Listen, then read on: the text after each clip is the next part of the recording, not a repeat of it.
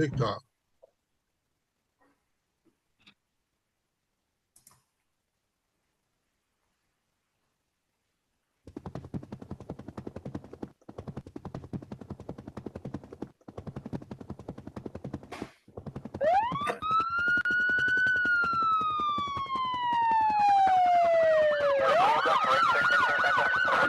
Negative K, nothing further, just Kitty Camby in the corner. That's a direct order. Do it now. Good afternoon. Good afternoon. Today is Thursday, October the 2nd, 2025. We are Roll Call, Black, White, and Blue for Better Relations.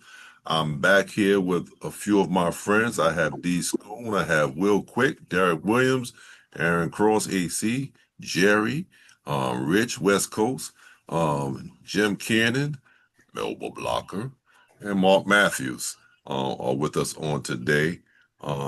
Let us first apologize for last week when our tech guy took a break on us and went and took a nap on us somewhere. I don't know. But if you guys know D Schoon, he is on everything, and his driver went out, so that's what happened last week. But we still made it through. We had a great conversation. We're gonna have a good one today as well. I don't see Cheech here, but I do see anybody want to do the disclaimer? I have it. If no one can do it, I have the disclaimer. But before we get there, I just want to make sure the disclaimer and the statement of purpose is usually Melba, you got the statement of purpose. I got it. All right. And I'll do the disclaimer if we have to. Not a problem. But before we do that, let's have a moment of silence.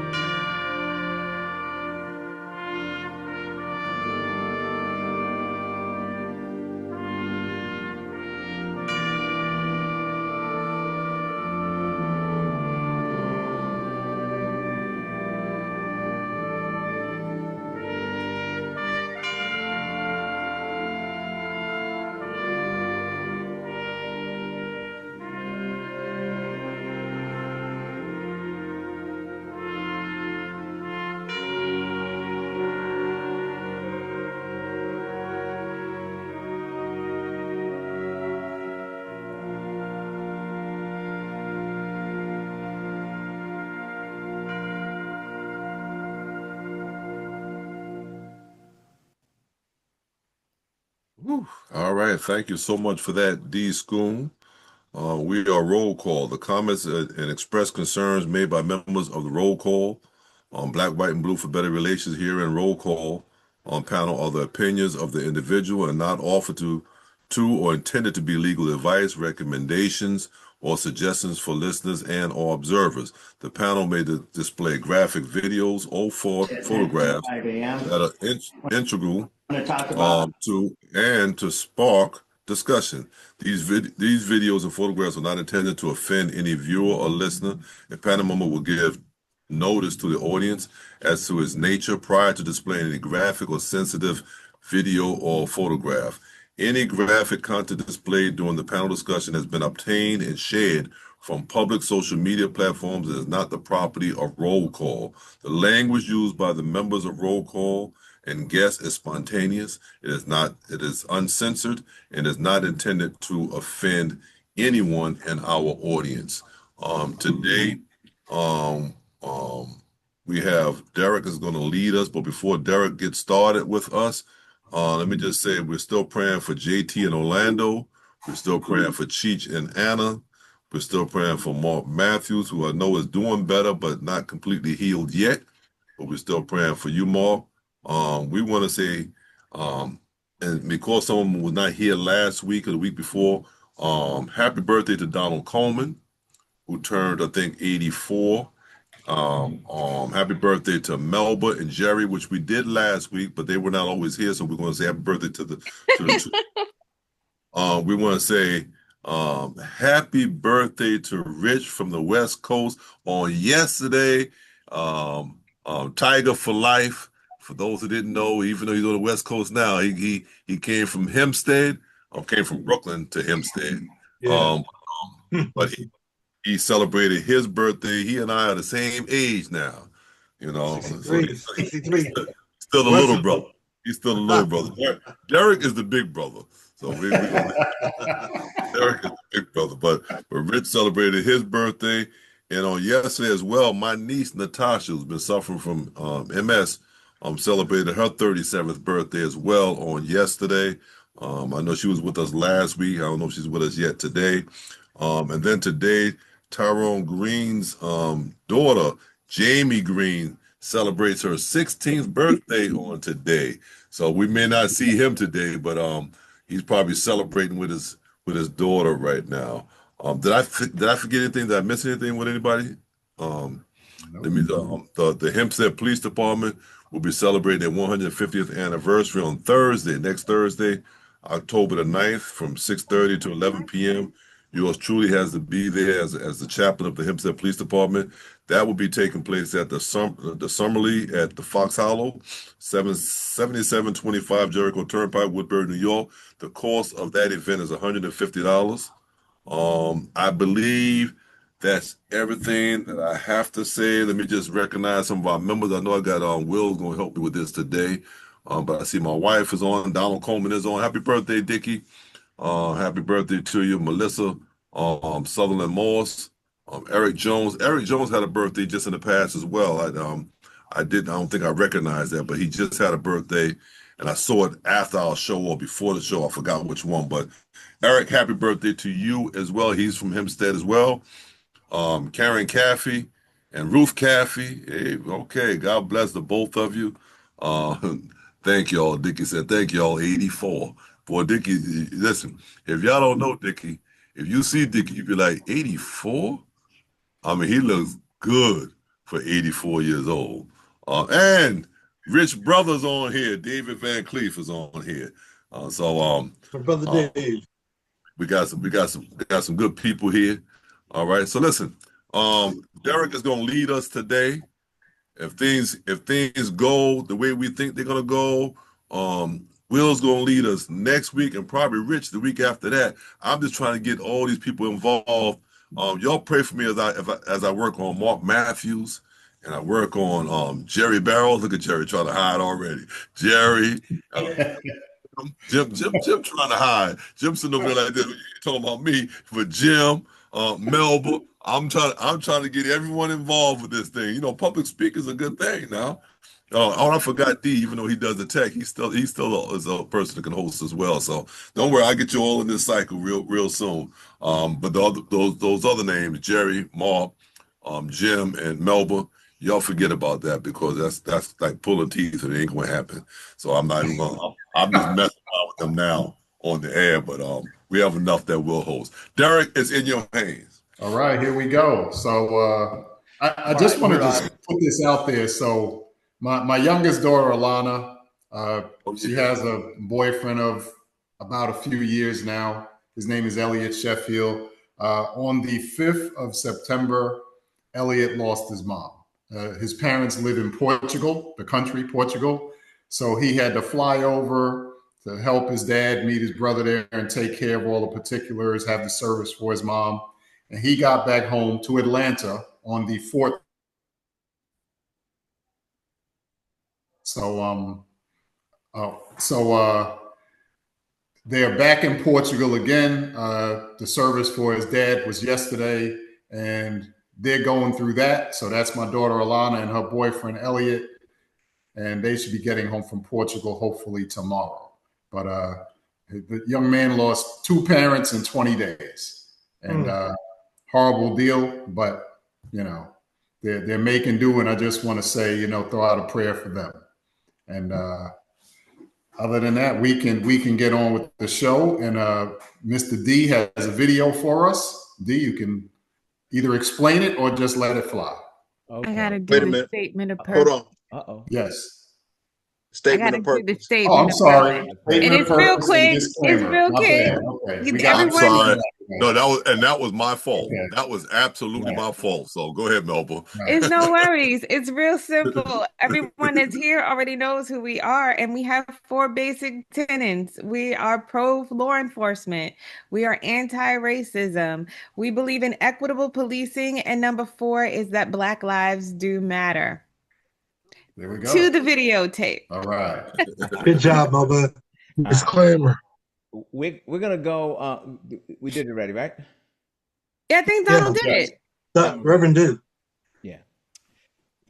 Okay. The first video, we're gonna go to Michigan, and then we're gonna go to a video right after to North Carolina. We had 2 mass shootings this week, and we want to discuss them both at the same time. So after this video, just give me a second. I'm gonna fast forward to the next video. It'll look a little weird, but it'll come on. So let's take a look. All right, we're going to go now to a live news conference with more information. Township Fire Chief Gent, Genesee County Sheriff's Department Sheriff Chris Swanson, and MSP Michigan State Police Captain Greg Marenko. I'm going to provide an update from the incident that we spoke about earlier today that occurred at the Church of Jesus Christ of Latter-day Saints at 10:25 a.m. I want to talk about our officer's response. That call came out at 10:25 a.m. and 32 seconds. We had officers on scene at 10:25 and 57 seconds. The suspect, again, we're in the preliminary stages right now, was neutralized at 10:33:44 in the parking lot of that church. That suspect is a 40-year-old male from the city of Burton, who we identified as Thomas Jacob Sanford. That's Thomas Jacob Sanford, S-A-N-F-O-R-D.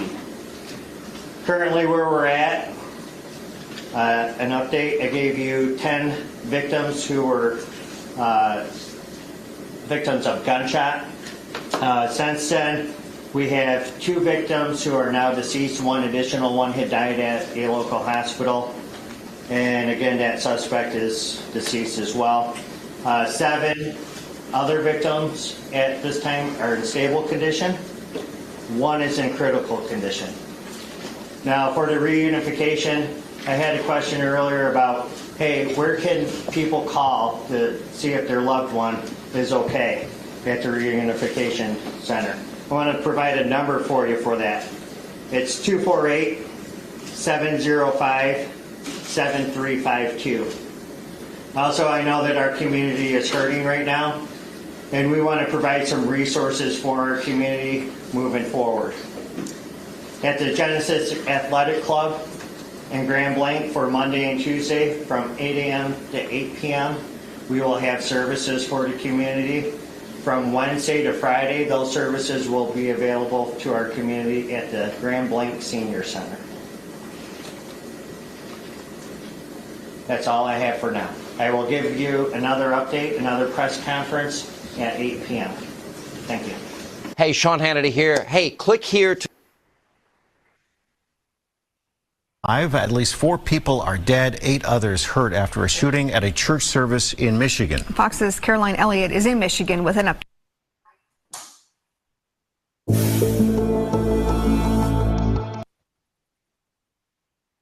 I do want to provide you an update on a deadly shooting at a seaside bar there in Southport, North Carolina. We're hearing from the governor of North Carolina, Josh Stein, earlier on today. He posted this on social media saying Southport is a tight-knit community that is reeling from the tragic shooting over the weekend. I'm heartbroken for the 3 families who each lost a loved one in this senseless act of violence. They go on to say the U.S. Coast Guard, who worked quickly, collaboratively to apprehend the suspect, making sure people feel safe and are safe in their communities is critical, and it's clear we have more work to do. Let's be joined right now by Fox News' Madison Scarpino. Madison, thank you so much for joining us here on Live Now from Fox. Obviously a tragedy over the weekend. How did this all go down? Well, Andy Mack, thanks for having me. I'll just kind of set the scene for your viewers right now. This all happened, as you mentioned, in Southport, North Carolina, Saturday night around 9:30 p.m. There is a bar called American Fish Company that is near this yacht basin in Southport, which for people who don't know is about 30 miles south of Wilmington. It's a really quaint, tight-knit coastal community, and people were out at that bar. Again, around 9:30, there was a big crowd just doing what people normally do, having drinks, live music was playing, when all of the sudden police say that a man who they are now identifying as 40-year-old Nigel Edge began shooting into the crowd of people at that bar from his boat. So obviously chaos ensued. We know that 3 people died. 5 people are injured. We know at least one of the people injured are still fighting for their life. So a really horrible situation out of, again, a small town where violent crime, according to officials there, is just virtually non-existent usually. Yeah, and of course they are saying this was a potentially premeditated attack, obviously a very violent one by the, now they're identifying the suspect as Nigel Edge. What do we know about this individual? Well, you're exactly right. One of the things that stuck out to me that officials said was this was an evil act, and they said that, yes, it was highly premeditated. So as far as Nigel Edge, we're told by law enforcement that he's not a stranger to local law enforcement. Not necessarily a lot of arrests in the past, but they knew who this guy was. They say that he self-identifies as a combat veteran who was injured in the line of duty. He has PTSD. I want to kind of emphasize that they say self-identifies. We don't know what that means, and we're working to kind of get a glimpse at his full military history.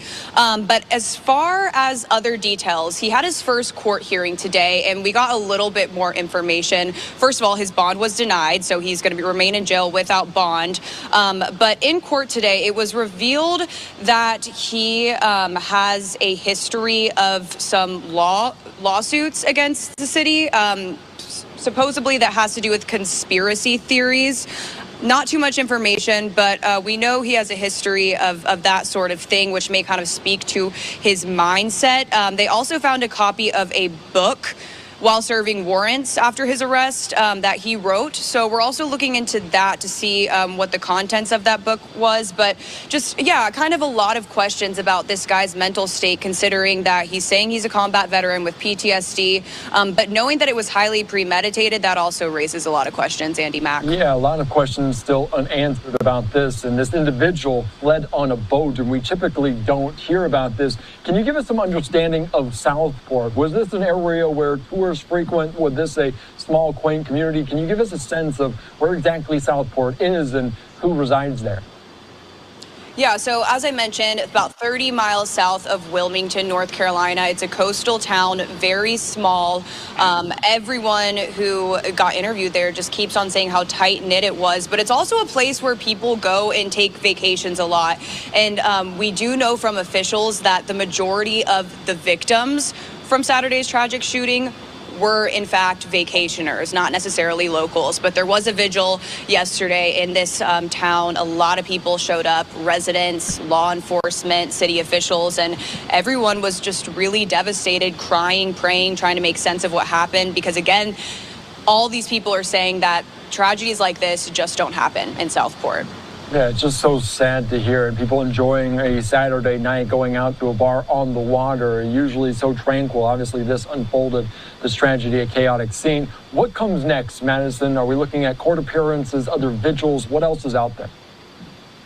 So right now we are waiting to see what happens in the courts next for Edge. So we're going to be keeping an eye on the docket. Again, he just showed up for the first time in court today. But officials say that this investigation is still very much so ongoing. I don't even think I mentioned that he's facing 3 counts of first-degree murder, 5 counts of attempted murder. There's other charges in there. And the district attorney did emphasize that there could be additional charges coming. And he also said that his office is exploring the potential of the death penalty in this case. All right, very good. And we've been covering several tragic shootings over the week, and obviously this one there in North Carolina. Madison, thank you so much for your time, your insight. You're on Live Now. All right, interesting piece of news, and we have hands up in this order. It will be well, D, you can go first. We have Will, Mark, Jim. D, you can go ahead. All right, I just want to say really quickly, it's important with all of these shootings that we're having for us to have a plan. One of the things I like to say is if you fail to plan, you're going to plan to fail. We have to go about our lives. We have to go to what we saw church. Some people want to go out to bars, and you see what's happening. There's no place that we consider safe. So we have to gonna have to come up with a plan. I attended a security briefing here in Maryland yesterday. Everybody's planning. So if you're not finding somewhere to get you a plan, this is going to be happening everywhere. We see what's happening with our from the top down. So we're going to talk about mental illness here in a little bit. That plays a part, but people are feeling like they can do anything they want. And encroaching on our freedoms seems to be the first thing that people want to do. So I just wanted to tell everybody watching, if you can get yourself a plan, get yourself a plan. If you don't know anybody to get yourself a plan, call me. I got a plan. I can give you a plan in your church, in your bar, in your school, in your, this is where I do those trainings. And so you understand, and we're going to do a training here with Don's church in a little bit. When you get the training, it's not going to be just for church. I don't want you to think of that. This is how we have to live now. So although I might be in a church or in a school or at a business training an active shooter, you're going to get information to use everywhere. We all have to have our eyes on a swivel. We all have to be diligent to see things unfolding. And if you see something, I know they say something, but if you see something that seems a little weird, go home, get out of there. The one little time you might miss out on a little bit of fun. I'm going to tell you from a guy that has avoided some of the pitfalls that other people have fallen into. Many a night, I left the place and it just didn't seem right. And sometimes you just didn't have some fun. Other times, it could have saved my life. So if you're starting to feel something weird, the people aren't right, just get on out of it. Get on. Too many people. That's one of my things. It's too many people.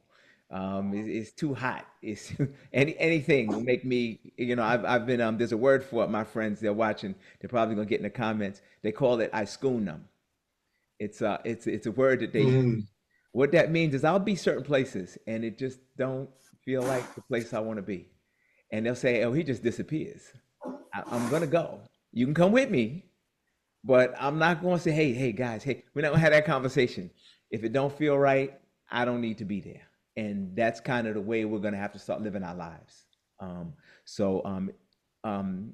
Just want to reiterate, get yourself some training. Get at me, get at somebody in this room, get yourself some training. Just so you know what to do and a lot of times what not to do. That's it. All right. Well said, and definitely something we all need to take into account. Next up, we have Will. Actually, Derek, I think Mark and Jim had their hand up before I did, so I'll defer to them. Okay. All right, Mark, go ahead.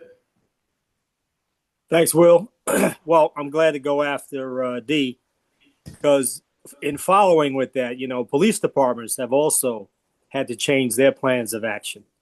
you know, a guy like Jim, when he got on, you know, they had the flintlock guns that you had to sit there and load. Eventually, but it used to be that when the police showed up, you know, our guns were enough. Our handguns were enough. Maybe, you know, Hempstead, when we got to Hempstead, we had to adapt to the shotgun. Their big thing was the shotgun.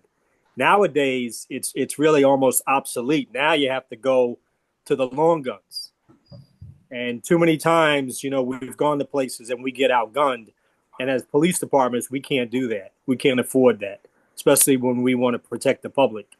So they've had to adapt into a lot of training with long guns. And in the case of the situation in Michigan, that just goes to show you they had the right guns, they had the right training, and they were able to take that guy and deal with him, unalive him as quick as possible before anybody else was unalived. That's it. All right. Next up, we have Jim. You know, we live in a very violent and hate-filled country. It's pretty sad to say, but it's true.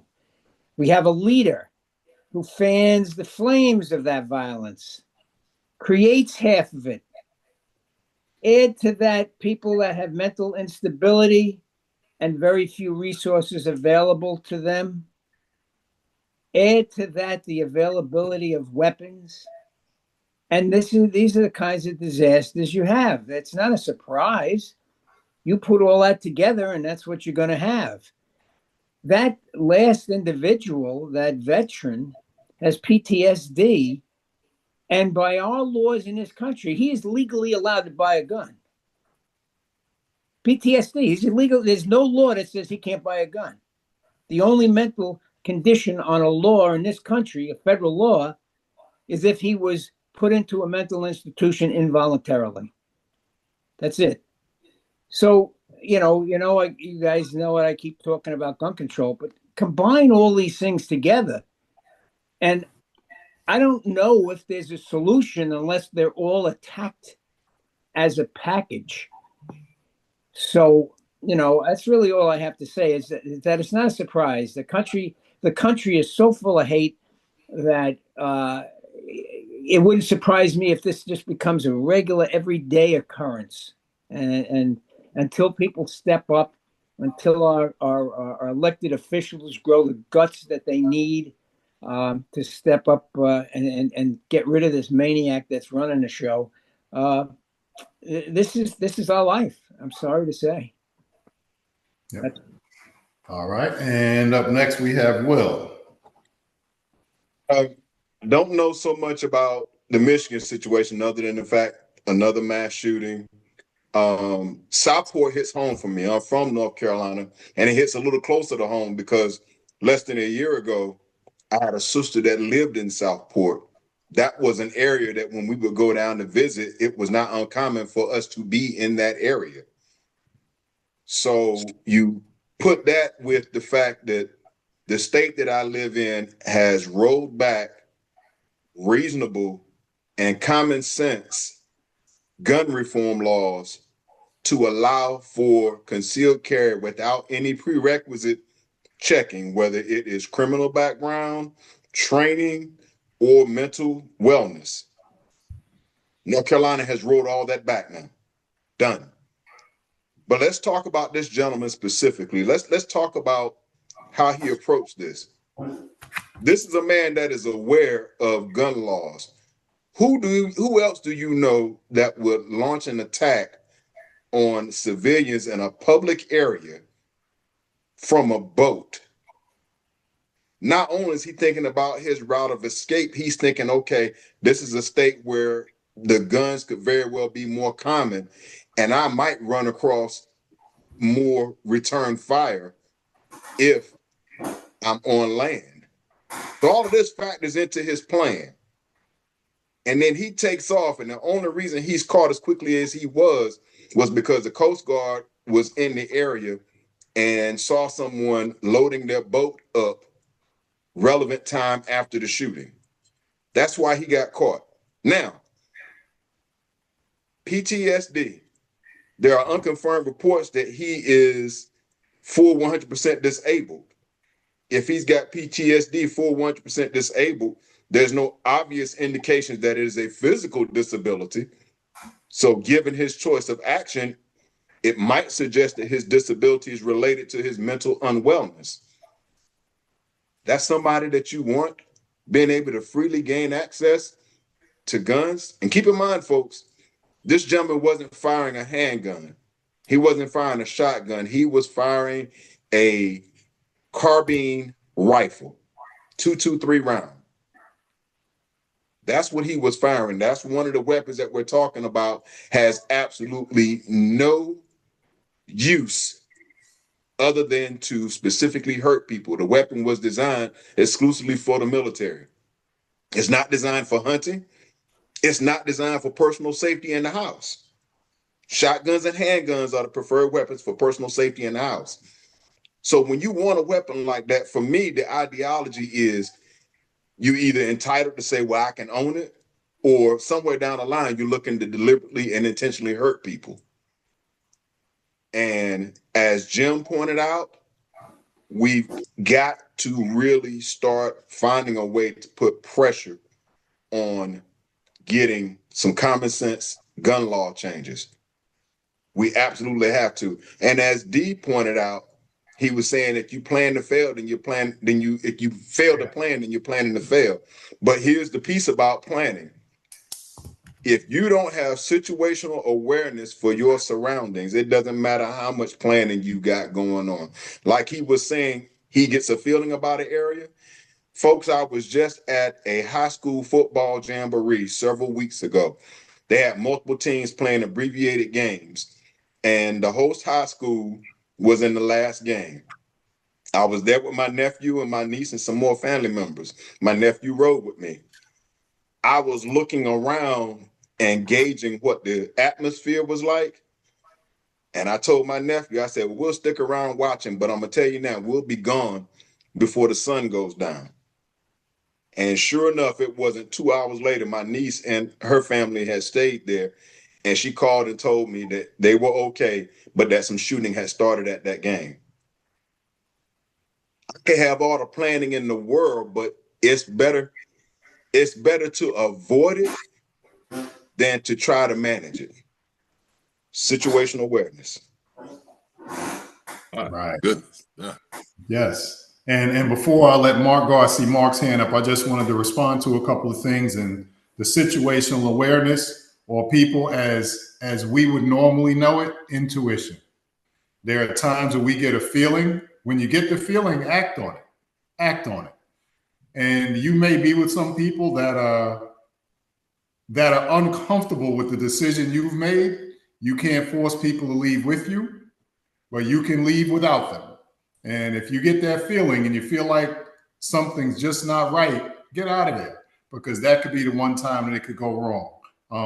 One of the things that Jim talked about was some of these people that have some of these mental issues, they could get put into a mental institution involuntarily. Normally, when would that happen? That would happen after they've done something.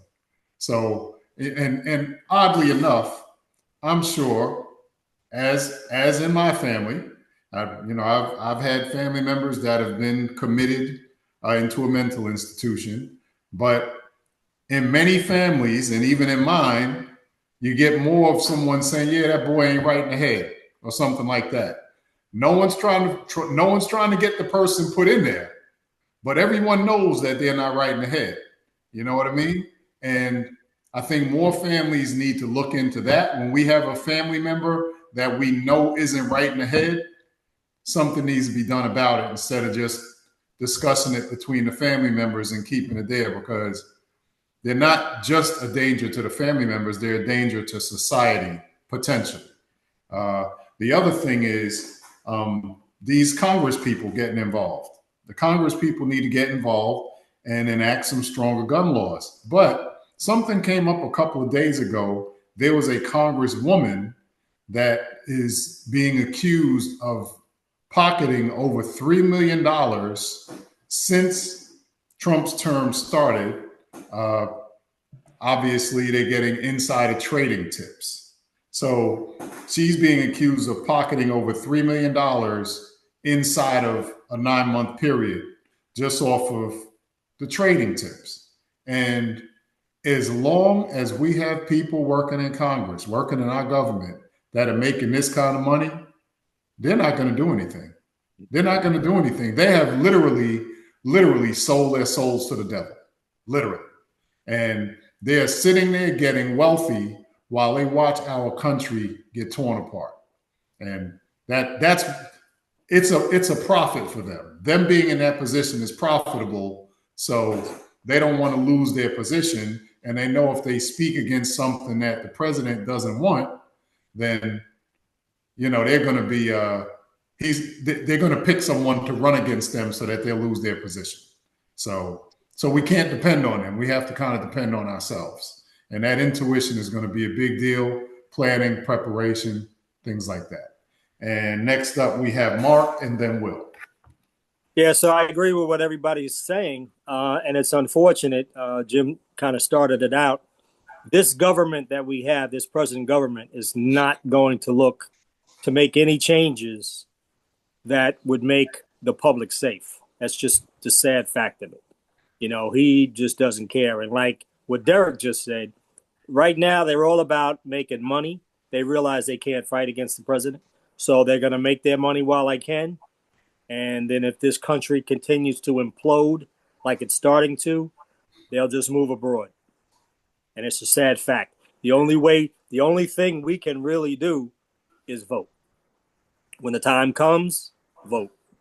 And remember who stood for what, who allowed what, and then vote. There we go. All right. Next up, we have Will. So some of the comments that I want to read off before I go into a follow-up point. David Van Cleef, we must plan locally because the FBI is not on watch. State Bureau of Investigation should be ramping up with this climate of violence. And David Van Cleef mentions Flint Rock. Was that shade? David, that was absolutely shade.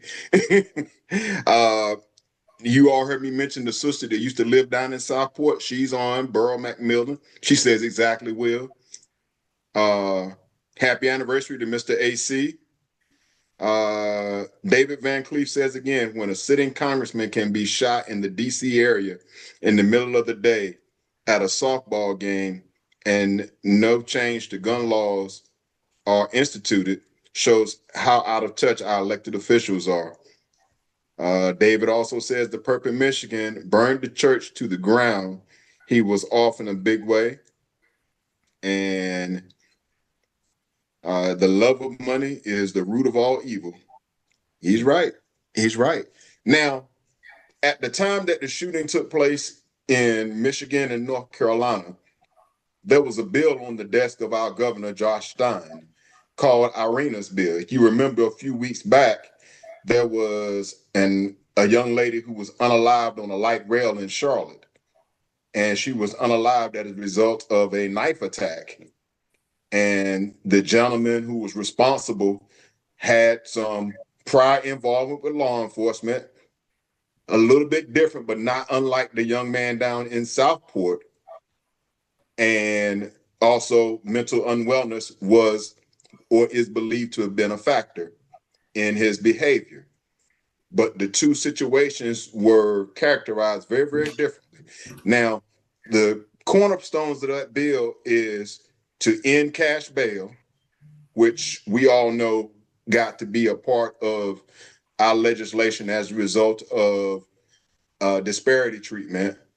And another cornerstone was mental health evaluation prior to being released.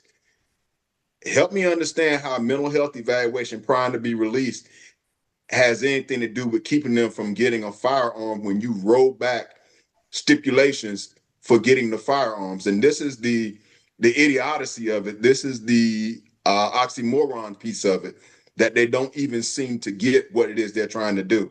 But it was expedient for them politically to play this up because this lady was a resident of Ukraine here in North Carolina, escaping her, as they described it, escaping her war-torn country only to get killed.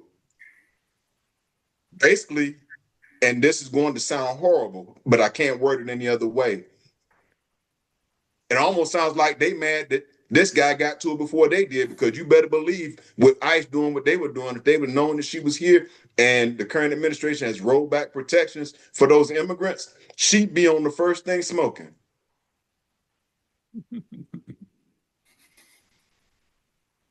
Yeah, I think she would have been okay, because white people are not the immigrants that they're trying to get rid of. So she'd have been okay.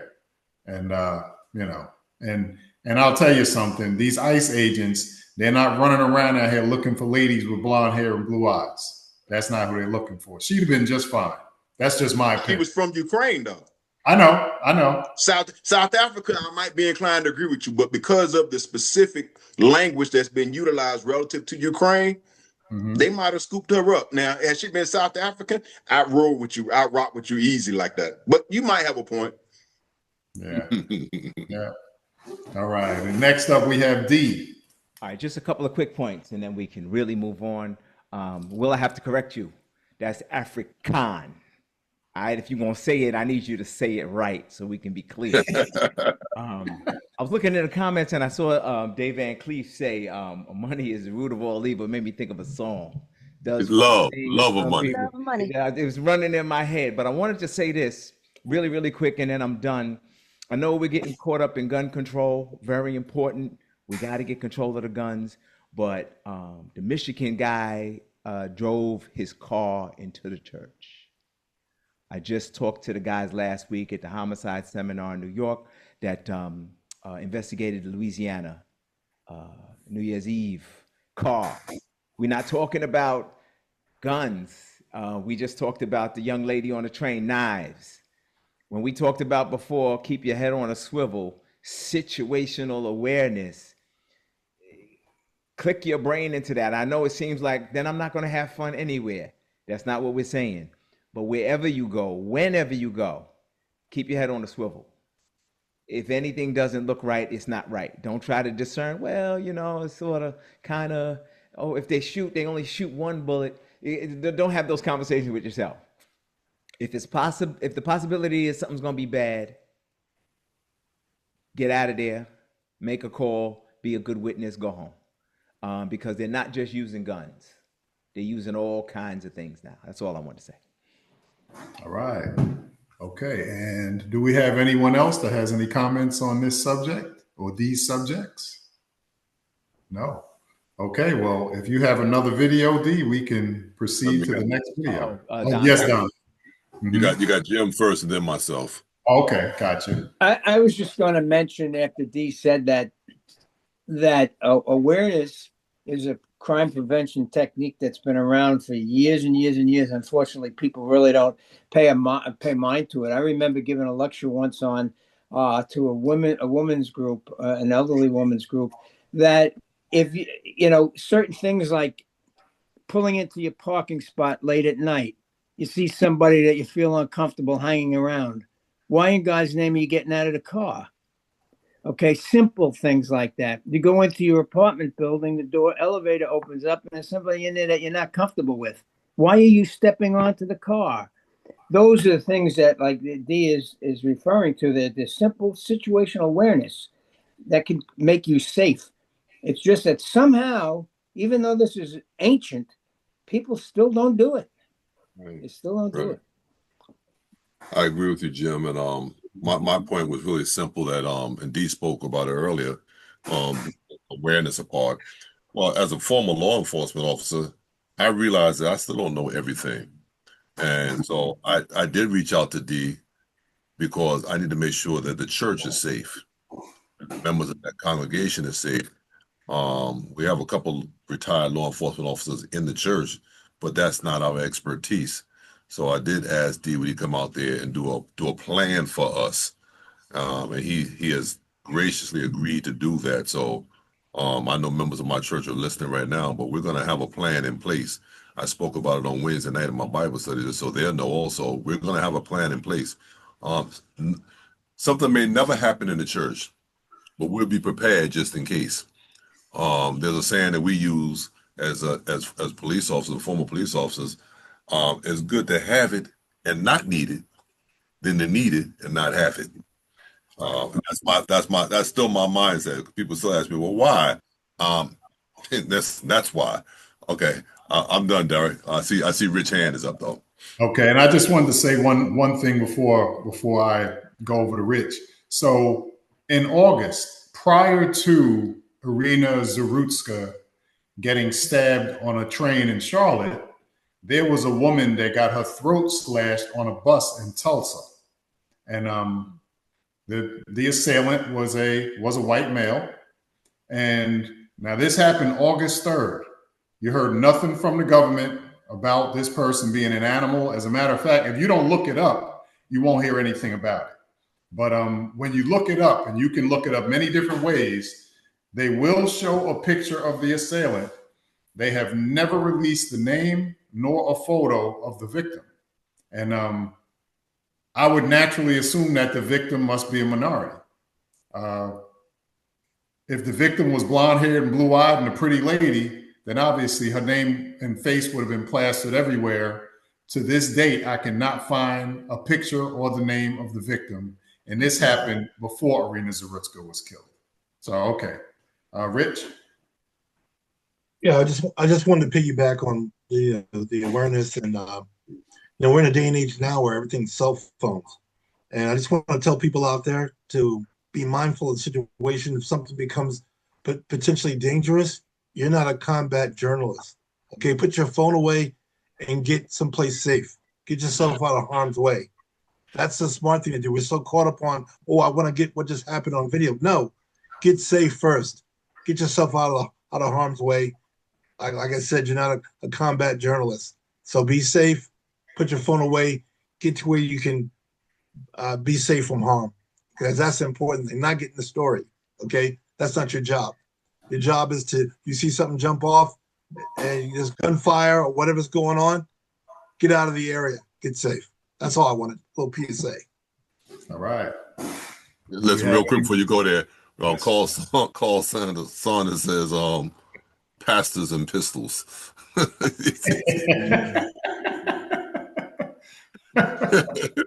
Bucking the preacher. You're bucking the preacher. There you go. There you go. With the Bible, we got the Bible and the gun, and the Bible just has the gun up in there, boy. You were talking about that, Don, but I would say that my church experience down here, they have police outside during services and armed security inside. Oh yeah. Yeah. Oh yeah. Yeah. And you really do see that in the South more so you see it in the North. Even when the churches are dismissing their police doing traffic control as well. Traffic control. Yeah, you always see that in the South. You don't see it in the North. Just like when they have funerals in the South, there's always a police escort. Always. In the North, you got to request one and hope someone says yes. But in the South, they usually have one, and you better pull over if they're coming by. Yeah. And then when I lived in Valley Stream, there was a Jewish synagogue on Peninsula Boulevard in Hewlett, and they had armed security out there every time they had service. I have a friend who does it at the synagogue. Yeah, armed security at the synagogue.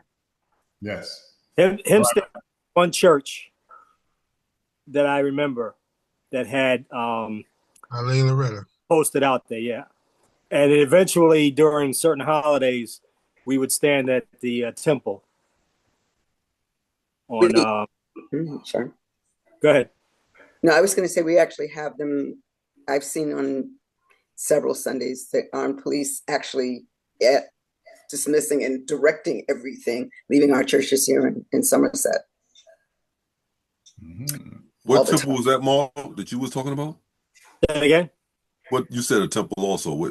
There was a temple on, I think it was Cathedral or St. Paul's, which I think it was Cathedral. A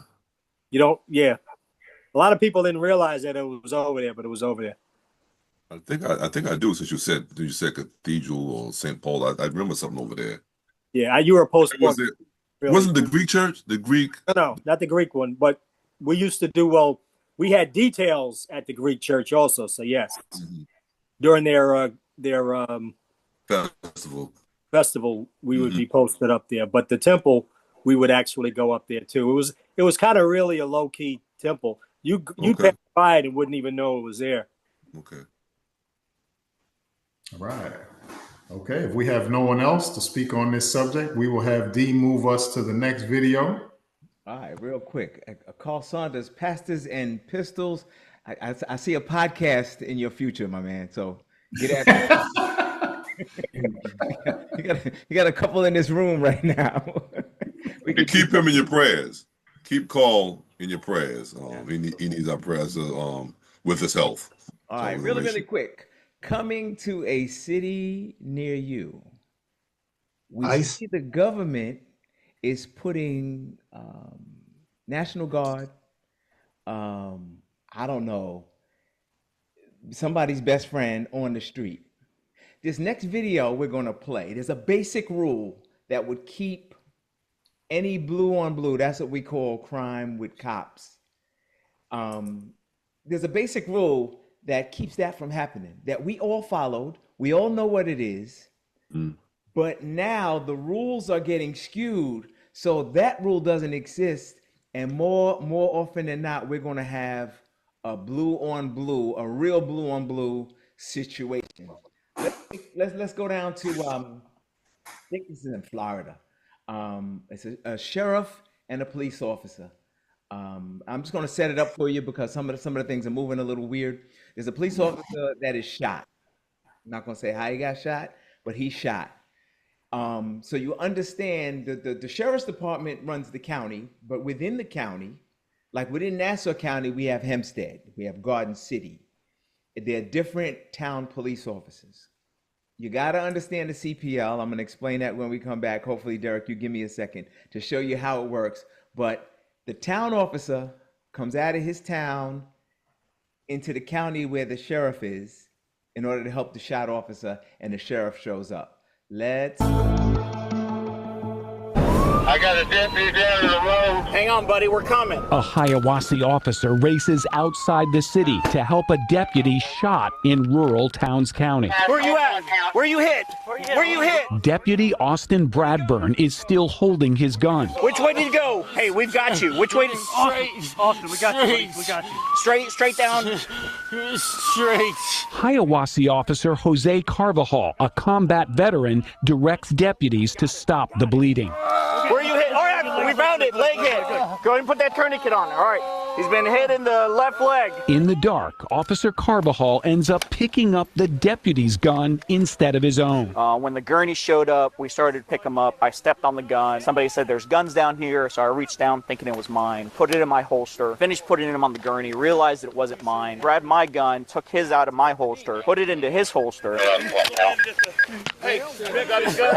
Yeah, that's his gun. It's in there. You take it. Wait. Get the gun out. Took it out of his holster, stuck it in my waistband because I had already touched it, I already messed with it, I already kicked it. It was better for me just to leave it there until GBI showed up and relieved me of it. Then Kenneth Henderson showed up. Sheriff, we're just coordinating the scene so that nothing else gets touched and nothing else happens. Listen to me. Move back out of the way. Roger that. He's the Towns County Sheriff. You got that gun. I do. It's right here. We moved it out of the way. I don't care why you moved it, bud. We moved it out of the way. Get. I'm not touching it again until GBI shows up. Unless you want to grab it, you can grab it. No, I ain't grabbing it. I'm not touching it anymore. You should know better than that, buddy. Really? Are you not trained better than that? Let me get a pair of gloves. Get away from me. Hey, don't tell me to get away. No, get it. Hey, don't touch me. Hey, don't touch me. You listen. Don't touch me. Shut the You What are you doing? You're the one. What are you doing? What are you doing? You stupid son of a. Sheriff. What did you pull a gun out for? You stupid. No. Sheriff, stop. What are you doing, Sheriff? Please. Get somebody get a on and get that weapon out with a Put set your of hands gloves on on. somebody. Somebody get the gloves and get this gun from What are you this Sheriff? The sheriff's own deputies had to hold him back. Holy We got a deputy shot. We're arguing out here. You listen. Don't touch me. Shut the you. What are you doing? Right down there. You do understand this is all on camera. Son of a Sheriff. You're the one that's going crazy. We got a shot deputy, Sheriff. Yes, we do. This is not the time and place. We'll get this taken care of, okay? We'll deal with this on the back end. Told him to give me the gun. The sheriff had said he wanted the city officer to lay the deputy's gun back in the crime scene before the Georgia Bureau of Investigation arrived. No, I'm going to stay right here, Sheriff. Listen to me. Don't touch me again. I will touch you. Don't touch me. You want arrested? Go ahead. All right, you're going to get arrested. Go ahead, Turn around, put your hands behind your back. Okay. You're going to jail. Hold on a second. Let me go ahead and put this camera on. Yeah, go ahead. Go ahead and get it on. Go ahead. Have somebody go ahead and do it. Yeah. Go ahead and have somebody arrest the sheriff. Yeah, you're arrested. I arrested you. All right, come on. Turn around and put your hands up here. Come on. Get this gun off this maniac. Come on. I'll hand it back up. 305 Towns. Just to let you know, 101 is placing me under arrest. Yes, 101's placing you under arrest. Here, let me go ahead and take this stuff off. Crime scene. Okay. 101 is placing me under arrest. What? 305 just got placed under arrest. And when I told him we needed to get that gun down, he didn't leave. He said, I'm not being it. No, I didn't say that. Yes, you did. Yes, you did. Body camera, Sheriff. Go ahead, come on, hurry up. Put the cuffs on me. No, I didn't say that. That's exactly what. What's nice is that it's all on body camera. It's all on body camera. I don't care if it's on body camera, buddy. And that was on my camera. That's ridiculous. That's the most ridiculous goddamn I've ever seen in my life. Some deputies walked away, others stood in disbelief. That's what we're more concerned about, not the shot deputy. And that right there just shows. Yeah. That's insane. The type of man, the type of leader. And Jose said, I'm not going to do anything with the gun until the GBI gets here. Right. And then the sheriff come after him and yeah. put his hands on him. Y'all seen the sheriff put his hands on Jose first, didn't you? That's what I saw. That's what I saw. I'm not lying. No. When the GBI talks, it's what it's going to be. This is so wrong. I don't even know if that's the word. This is immoral, unethical. They're talking about their boss. He's more concerned with the city of Hiawassee than the guy shot deputy. This isn't the first, this isn't the second time, this isn't the third time. He's more concerned with that department than he is about our own safety. That's the leader I've ever seen in my life. Inside the city or out here? Just right here. Okay. All right, let's stop it there. Here's more. In case we get to more questions, we have about 3 more minutes to play, but there's more. Can I just say something really quick, Derek? Surely. I'm going to make it easy. We like easy things, so I'm going to make it easy. We all understand the officer in uniform is in charge. I don't care what jurisdiction. If you know the CPL, it's your jurisdiction or an adjoining jurisdiction. You still have geographical the ability to make arrest and enforce the law outside of your area in the adjoining. So forget all that. Even with all that, whoever's in uniform is the person that's in charge. Whoever's in uniform and whatever he did with the gun, now we understand. I wish any other detectives in here, homicide detectives in here. I wish Dave was here. I know Don was a detective, but he was in the school.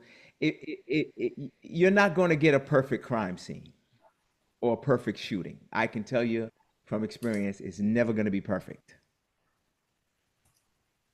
The sheriff was upset because a firearm got moved. A firearm always gets moved because it has to be made safe.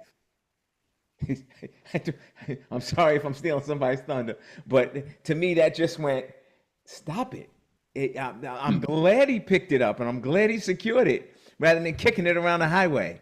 Those were just some things I wanted to bring up. And the last thing, the arrest is 1,000% unlawful.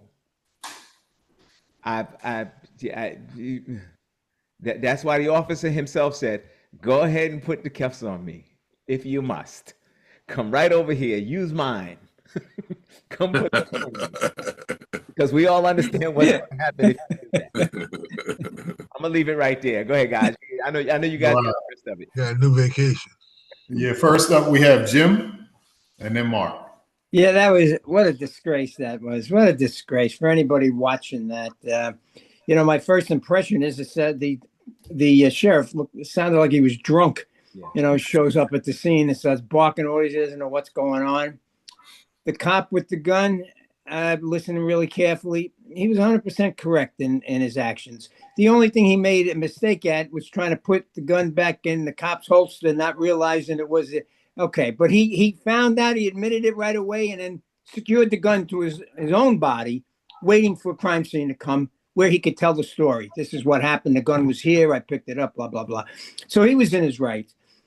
As I'm watching it, I'm wondering, why or when wasn't he going to call for his bosses to come down there to say, hey, wait a second. I mean, and I have seen this, not like this, but I have seen department interaction where one boss is getting a little bit out of control. Well, the cop would call his boss.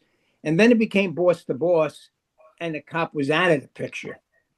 I myself was called to a scene very similar to that with a county sergeant, that was actually doing the wrong thing to one of our cops. And I was called to that scene to straighten out the county sergeant. But the point I'm making now is that sheriff, besides a bad arrest, that sheriff shouldn't be the sheriff of that county anymore. If that's the way he is, that is a dangerous sheriff and should be gone. That's it. All right. Next up, we have Mark. Yeah, unfortunately, especially you see it in the South with smaller departments, that there's such animosity between departments. Like, listen, guys, we're all doing the same job. Long Island, all of the village police departments got along. Okay, we got along with the county. And even if you didn't agree with everything, you still got along. At the end of the day, you remembered what you're there for, and it's to make the public safe. If you recall in the beginning of the video, when the officer was shot, or the deputy was shot, he had the gun in his hand. It wasn't laying on the ground, it was in his hand. So for them to remove the gun, like Jim said, you're just safeguarding the gun. You don't want a gun just laying there where, you got the medical professionals coming in, kicking it. Maybe they could pick it up. Who knows? Who knows who else is around? Especially nowadays, people coming up with with their cameras and telephones, and now the gun disappears. Now all of a sudden it's like, well, I was attending the aided. I don't know where the gun was. So it's understandable that you would remove the gun. Now, like Jim said, you would not put the gun back in the officer's holster because he's going to the hospital. And once again, you don't want that gun on that officer going to the hospital. So everything that they did made sense, except for this wacky sheriff who, he did sound like he was drunk, but he sounded like he already had an agenda against those city officers. And he was totally unprofessional, totally wrong. And I agree with Jim. The next week, he should be gone. He should be looking into one ads. That's it. All right. Next up, we have Will. So I'm going to read a couple of the comments. Burrow McMillan. This comment is probably in reference to the last video that we chopped it up. I read a book several years ago by Gavin DeBecker, The Gift of Fear. He's a security expert. In the book, he focuses on how we should begin to recognize or learn to recognize and respond to dangerous situations. We should trust our instincts and intuitions when it comes to remaining safe in potentially harmful or dangerous situations. And I hope my sister doesn't mind me saying this, but this comes from a space of lived experience. My sister was a survivor of domestic violence, wherein by her life was actually in imminent jeopardy. The only thing between her and being different now is the inability to light the lighter on behalf of the offender. because the flammable liquid was on her, poured on her. So this is a lived experience situation. Mr. Van Cleef says the importance of having body cams operating. And he's absolutely right. Now, you all made a point about the interoperability up north and how very different, because a lot of you all, your law enforcement experience is from up north. So becoming familiarized, even in retirement, about how things are done here in the South is a real eye opener. And you may not have any idea. Jim, you mentioned that this sheriff needs to be out of a job. Doesn't happen. Elected official. He's an elected official. Mm-hmm. And the minute that the sheriff gets wind of or sees that body cam footage with his deputies making the comments and agreeing in the manner in which in the manner that they did, they out of a job. No due process. Jim, you got a question? Jim, you got a question? Yeah, I do, because I do believe what you're saying from down south, but the reality is, because you're an elected official doesn't mean you can't get fired. Maybe they won't fire him for the reasons you're saying, because that's the philosophy down there. But legally, elected officials are not above the law, or a mayor could relieve them, a district attorney could relieve an elected official. It's not as simple as that. A mayor can't, because a mayor is a municipality. That's not for the county. The county commissioners, they may have some authority to do that. A district attorney may have some authority, but it is going to require a court process. And now it's political because he's an elected official. Because there are some people that feel like a mayor's power within the county is absolute. Well, it would be, in our case, a county executive. We have a county sheriff here, let's say in Suffolk. And of course, his boss is the county executive. And that county executive could remove him for, a host of different reasons, even though he's an elected sheriff. And again, the way it's set up north sounds like it is very different than what happens down here in the South. That's now, to the point about the working together, from my experience, sheriff's offices and local municipalities, they are both under the law enforcement umbrella, but they go about their business of doing things very, very, very different. We actually have in North Carolina 2 separate authorizing arms. You have the North Carolina Law Enforcement Officers Criminal Justice and Training Division, and the sheriff has their own separate criminal justice division. Under each one, they can issue certifications to be in law enforcement. If you leave a municipality and go to the sheriff's office, your certification moves over there. If you leave a sheriff's office and comes to a municipality, it comes back over to the municipal side. So when you can't even have one authorizing agency within the state for everybody doing presumably the same job, you already got concerns. Wow. That's really, really interesting, Will. Next up, we have Rich, then we have AC, then D, and then I'm going to speak. Hold on, Mark got his hand up. Mark got his hand first. up. Go ahead, Mark. I just wanted to get clarification on something, Jim. Jim, our sheriff isn't elected. Isn't he appointed? He's appointed by the county exec. No, not in Suffolk County. It's elected. He's elected. Toulon.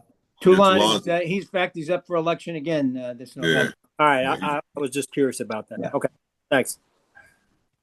Commissioners are appointed. Right. Yeah, where I live, sheriffs are elected. They literally run for the office of sheriff. So if I'm not mistaken, isn't the sheriff the highest law enforcement officer in that jurisdiction? Yeah. Okay. The crazy part is, Don, is that's always been a thing of contention on Long Island, because you're right. By New York State charter, the elected sheriff is the highest law enforcement agent in any county.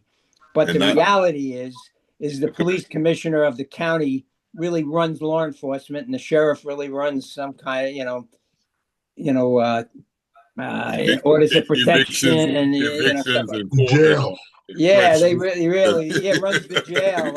That's about right. So there's always a contention. There's always a friction because of that. Yeah. Yeah. They do have police powers. Oh yeah. But normally you're right, Jim. They don't really confront, because even on Long Island, when they had an issue with the LIE and they took the Suffolk County out, the sheriffs were doing patrol on the LIE, and then subsequently it was changed back to the Suffolk County. Right. All right. Next up, we have Rich. Suffolk County, New York is appointed. Wait a minute. Wait a minute. Sheriff, Nassau County, New York is appointed. That's by Beverly Harrison Wells, who worked for the Sheriff's Department. So in Suffolk County, he's elected, but in Nassau County, he's appointed. Oh. There you go. Sheriffs and Nassau County sheriffs, though their job descriptions are different, because Suffolk County has more power, has police power, where I don't think Nassau County sheriffs do have police power. Yes, they do. And I found out through McGowan one time, because I had the sheriff's department had someone pulled over on Maryland Avenue in Hempstead, and I was talking to him. He said, "Is it a sheriff or is it correction?" I said, "Sheriff." He said, "He has police powers. Let him do what he's got to do." That Mark, that's relatively new. That's relatively new. It's new in that when I was working, they did not have police powers. Well, they do now, but then they eventually got them. Yes. Yep. But that's not all of them. That's only the sheriffs. The deputies. Only the sheriffs. Right. Because the corrections falls under the sheriff's department, but they're not sheriffs. Right. Right. All right. Okay, Rich. Oh, okay. If I remember what I was going to say. You guys are talking north and south, but I'm on the West Coast here, and our sheriffs are elected. And no matter what's going on with law enforcement, there's always a governing body, okay? Whether it's commission or city council or whatever, that will oversee the law enforcement. So you have a sheriff out here acting like this guy, he can be removed by that governing body, forced to retire, whatever is easier in the process. But that's what would happen with this individual, especially having all this on tape. The crime scene, number one, you have an officer with a gun in his hand. That gun has got to be removed regardless. He's going in the ambulance to the hospital. Somebody has to safeguard that weapon. It just can't be on the roadway. Just put it where his hand was and let it stay there. No, that's not what happens. And for the case, it doesn't really matter about the officer's gun. You know what I mean? You need to safeguard it, but it's not like because it's moved, it's a problem. It's got to be moved. So that whole thing was ridiculous. That sheriff, I thought he was drunk, just like, some of the comments seemed like he was drunk. It's obviously a pee contest between the agencies that are there. Instead of them getting along, it's contentious. Where I worked, I was with the Port of San Diego, the San Diego City Police. We had the shared jurisdiction. The county would also come into play at different times, depending on the circumstances. Highway Patrol, case in point, the Coronado Bridge, the jurisdiction, half of the bridge is Coronado PD's responsibility. San Diego City's the other half. The road is actually controlled by Highway Patrol, and at the Harbor Police, we had everything under the bridge, so we had the bay. So if we had an incident happening, you had 4 agencies involved, and we all got along because we knew what we needed to do, and we did the right thing. But a sheriff like this would be removed, okay, without fail. And I know down south, there's more of the Good Old Boys Network, and they look out for each other. And just like the comment that was made, I think it was by my brother, David, because we had the videotape, you can't change the stories. You know what I mean? Because the tape is there. You can't cover it up. You already saw what the guy did, what the sheriff did, interfered. He put his hands on the other officer. And the sad part is the other officers that after the fact have to decide, well, I'm going to tell the truth. I'm going to say what happened. I'm not going to back him up. Them talking about who is going to say what, whether they're going to tell the truth, that sucks. That's the bad part about bad leadership.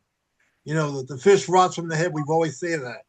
Well, you got a head that's rotting and it's hurting the department. So that's all I got. All right. Next up, we have AC and then D. Then you got a hand up. Yeah, I'm going to go after D. Yeah. Yeah.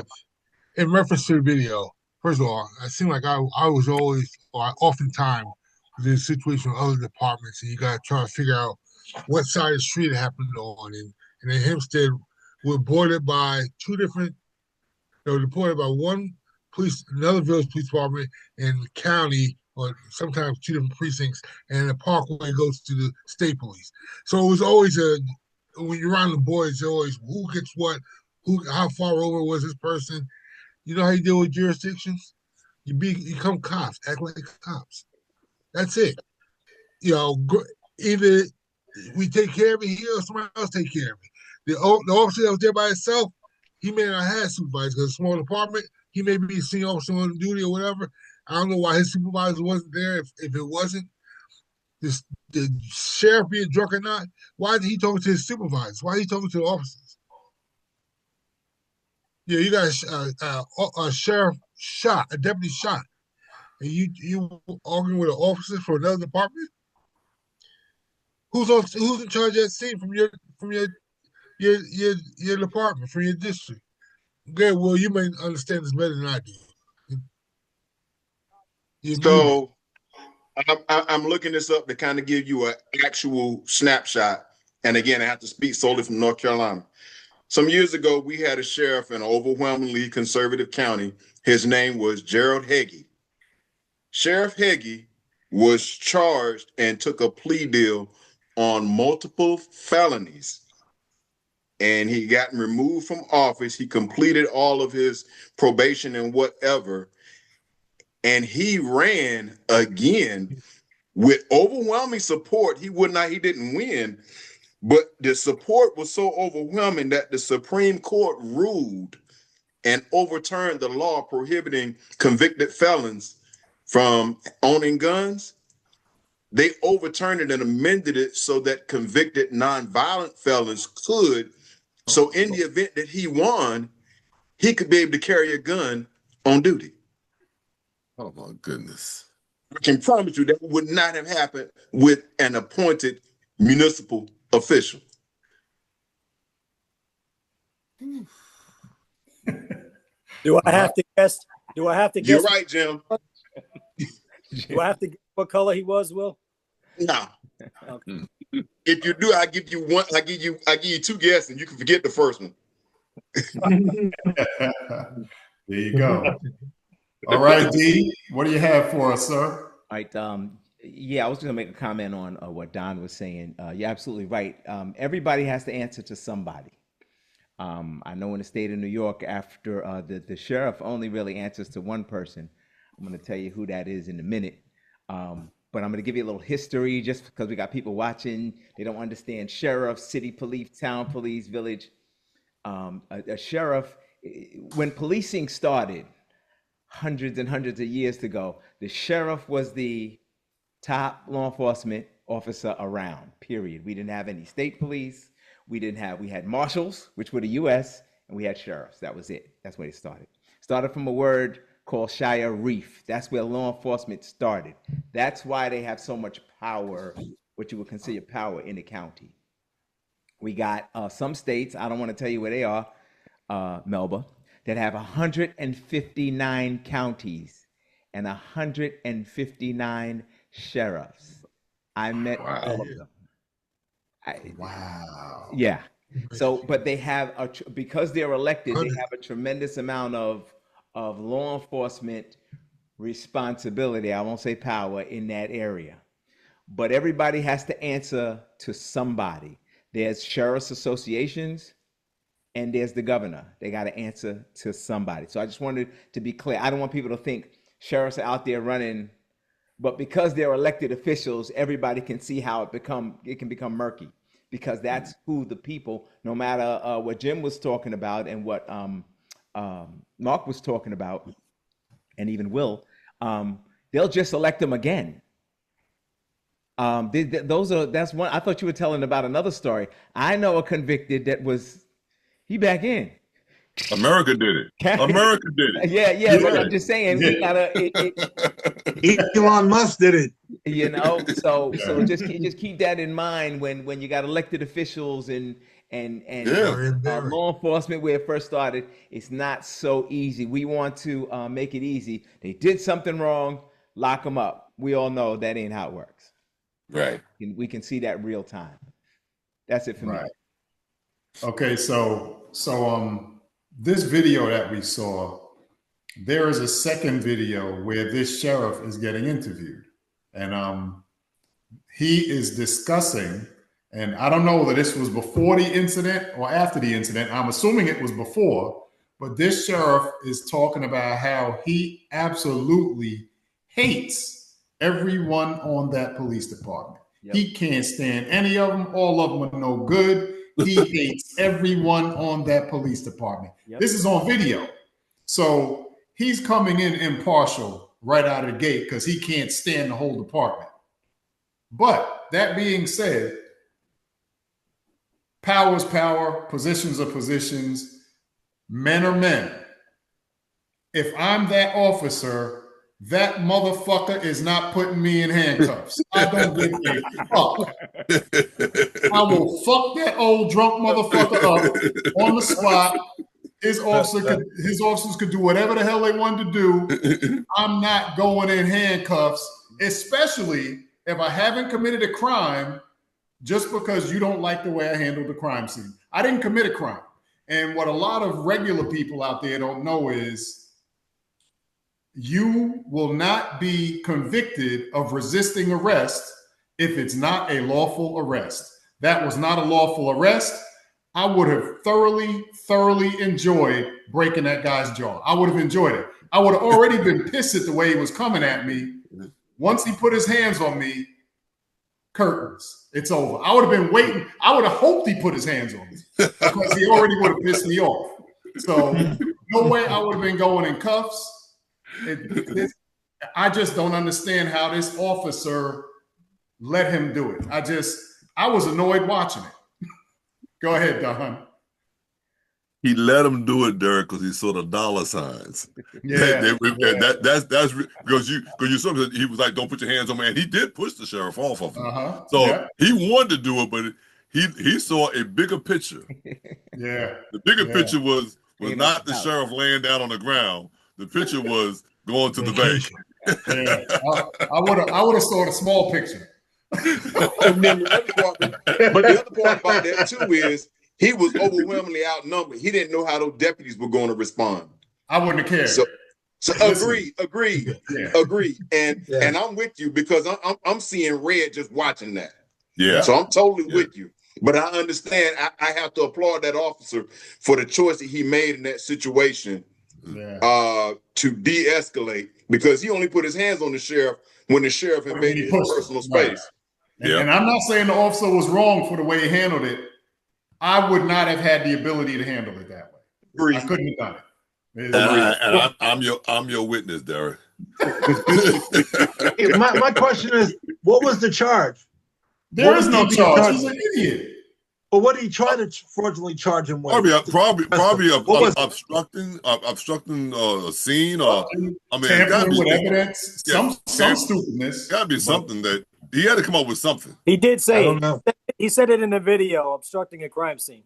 Yeah. Oh, that was okay. Right. Let's catch Jim real quick. Yeah, I think for everybody listening out there, Derek, so we want to make it perfectly clear that if a cop is placing you under arrest for a particular crime and you feel you didn't do it, or you know you didn't do it, you can't resist them.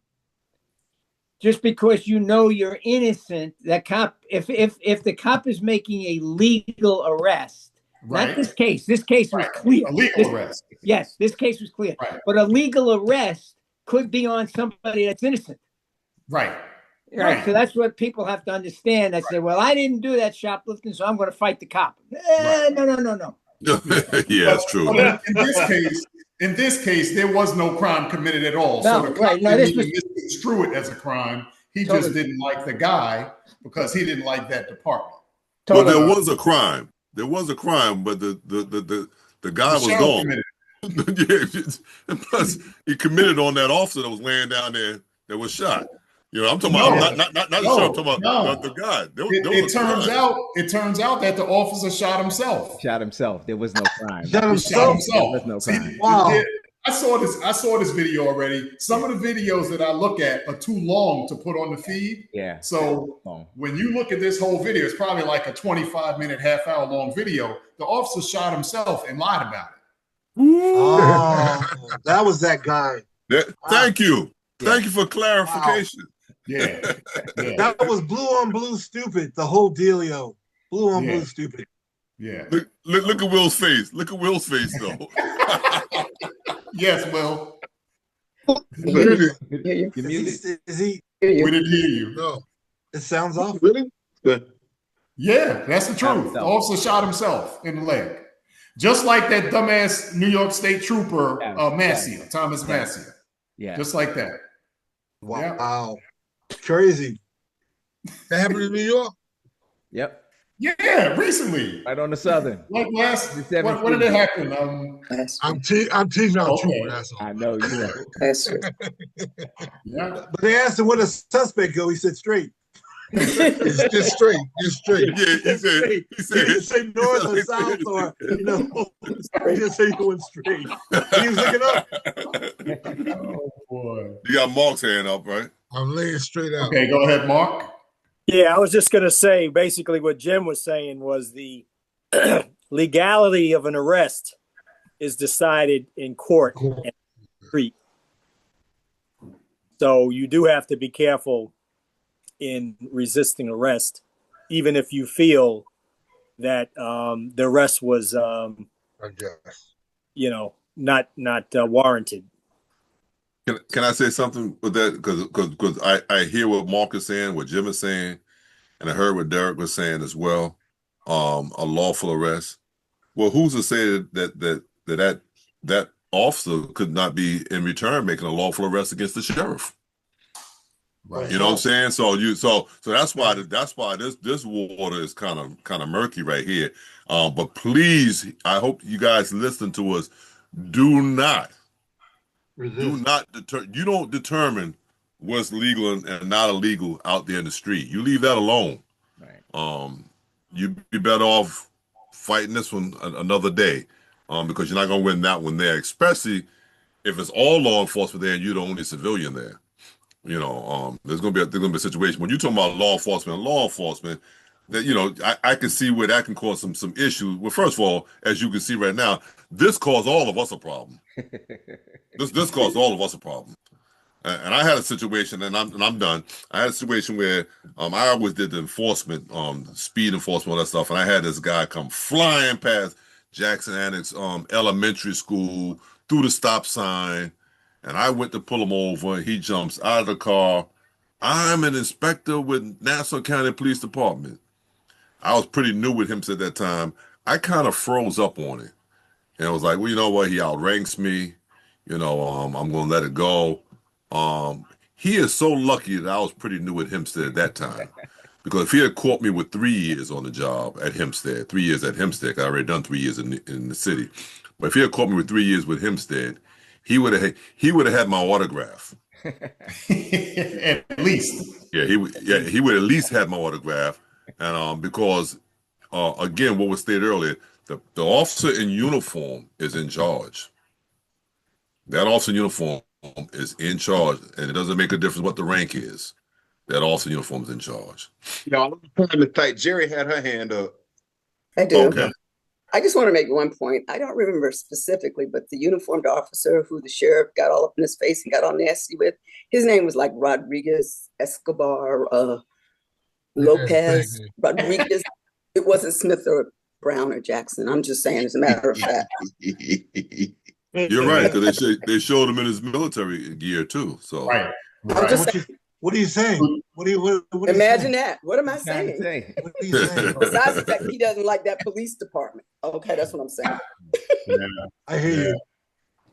Well, again, in another video, that sheriff said he hated everyone on that department. So Wow. it probably There it wouldn't is. have mattered much, but Well, that the fact was, the man's name is Gonzalez probably made it even more like I don't like Right. him.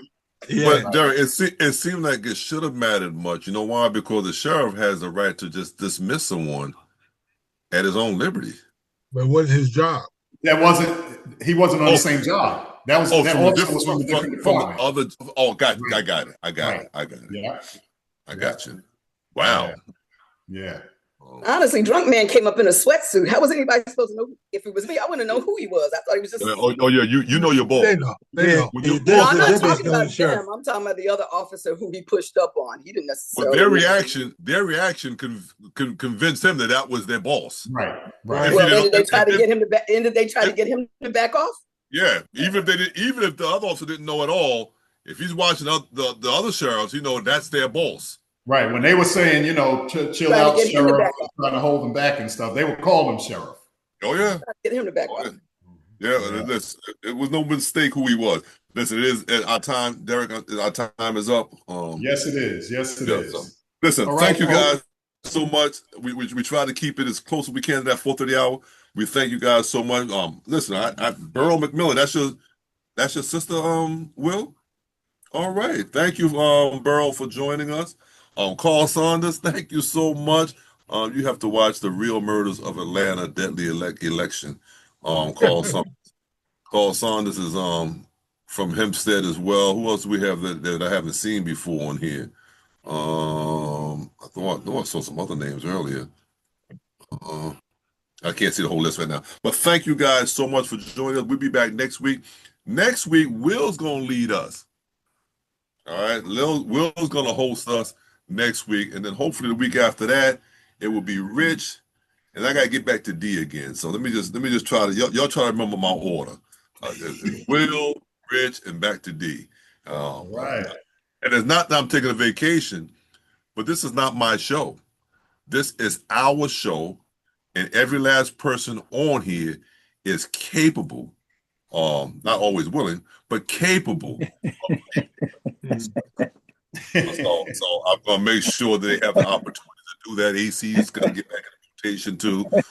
But we want to make sure they have the opportunity to do that. But we thank you, Facebook Live, for joining us each and every week. Happy birthday to those who have birthdays and anniversaries. AC, we did not even mention you, and Jeanette have had your anniversary this past week as well, right? No, my wife's birthday, not my anniversary. Wife's birthday, that's what it was. Yeah, Okay. yeah. I remember what's up with your wife, but your wife's birthday. We like to recognize family. We like to do that. So happy birthday to Jeanette, Reverend Al Cross. Happy birthday to her and to each and one of you guys. Thank you so much. If it's God's will, we'll see you next week. Anyone have anything before I go on to prayer? Yes, Rev, you are the best host, though. No, I'm. This is how I look at it. That's my feeling. I'm the first facilitator. Nah, you're the best host. Yeah. And one thing before we go, the 5th is Reverend Dr. Donald Butler's 19th anniversary of being the pastor of Community Baptist Church in Southampton. So happy anniversary to you, sir. Thank you. I can't believe it's been 19 years, which means it's been 19 years I've been retired. Bucket the preacher. Bucket the preacher. All right, pastors and pistols. I mean. Or was it preachers and pistols? That's what it was. Well, I don't know what he said. I have to go back and look at it. But thank you. Thank you again so much for being a part of this show. We love it. We enjoy it. Melba's kind of quiet today, so maybe I have to put Melba to work next week. We're gonna work on it, y'all. You're gonna hear Melba. Doesn't know she gonna be here next week. We take it one Thursday at a time. I got you. Let us pray. God, our Father, we thank you for allowing us to be here, or even on today. We thank you for every Facebook listener. We pray to God that we would say something each and every Thursday that will help If we have any interaction with the police and law enforcement at all in general, pray to God you'll continue to be with us. Bless us and our families. Bless Tyrone and his daughter. They celebrate their birthdays today. Bless them all collectively and individually. In Jesus' name we pray. Amen. Amen. Amen.